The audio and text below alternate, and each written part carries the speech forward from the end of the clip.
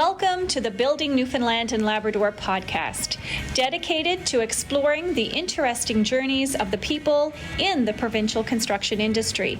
Presented by the Newfoundland and Labrador Construction Association, produced by Gale Force Winds. Join us as we chat with the inspirational individuals that ensure the continued growth of the construction industry and the province of Newfoundland and Labrador. Well, here we are at the Build Expo 2023 with the Newfoundland and Labrador Construction Association. I want to tell you what a pleasure it is to be back in conversation with you, Mr. Premier. A lot of excitement kicking around this industry right now. There's population growth. You talk about major infrastructure announcements, job growth. I mean, there's so much happening in Newfoundland and Labrador. Arts, culture, tech center, ocean, so much. How does all this impact the construction industry largely?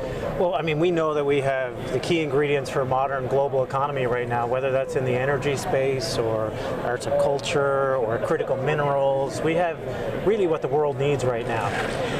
But we need to make sure that we're developing the infrastructure to support it. Because it's great to have the opportunities, it's great to have the critical minerals, it's great to have the energy opportunities, but unless we have the infrastructure and the people, frankly, to support it, then it's just an opportunity that will pass us by. So these are key critical investments, not just in individual pieces of road work or infrastructure upgrades.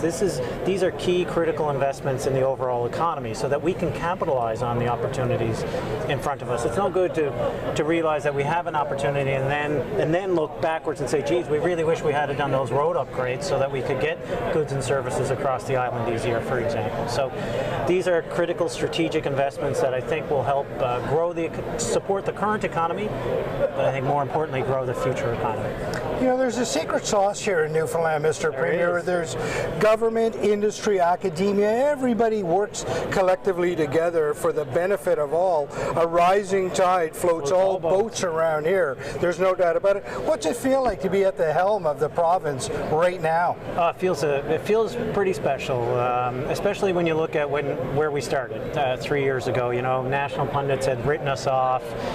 There was a demographic crisis. There was an economic crisis. Muskrat Falls was looming and raising electricity rates. And then, of course, you throw a pandemic on top of everything. It was a harrowing time to step into this role, but I believed in the people of Newfoundland and Labrador. I believed in the opportunity. I believed that the people of Newfoundland and Labrador saw the opportunity and believed in the province itself.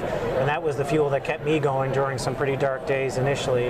And to see the population grow now for the first time since the 70s, to see the K-12 population grow for the first time since the mid-70s, to create 25,000 new jobs in just 2 to 3 years is just remarkable. And then to actually realize that we have this incredible opportunity in front of us in the energy space in particular, which, by the way, comes with an immense amount of construction, whether that's in hydroelectric projects or in the wind developments, is really exciting. And sometimes we get distracted by the day-to-day grind, and that's important, don't get me wrong.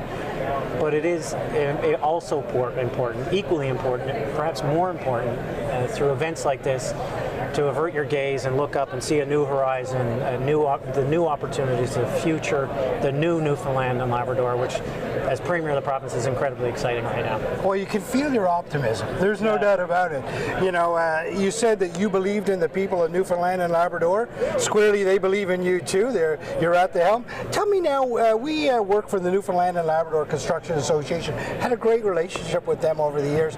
The 600 members strong, really providing great service to the industry largely. Tell me what these associations mean to you.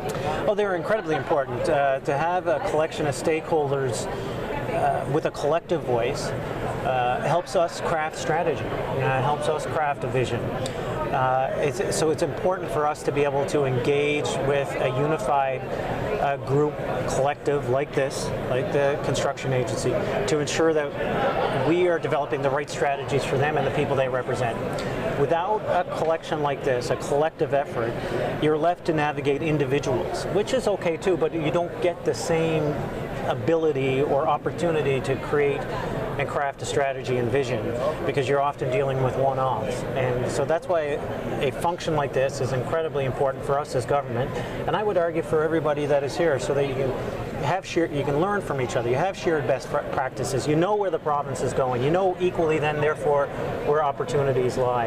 If we're not aligned, then those opportunities don't exist, and for the people who are working in the industry, they can't capitalize on them. So having that alignment with a collective group like this is incredibly important for us as government, particular to this industry, but across industries.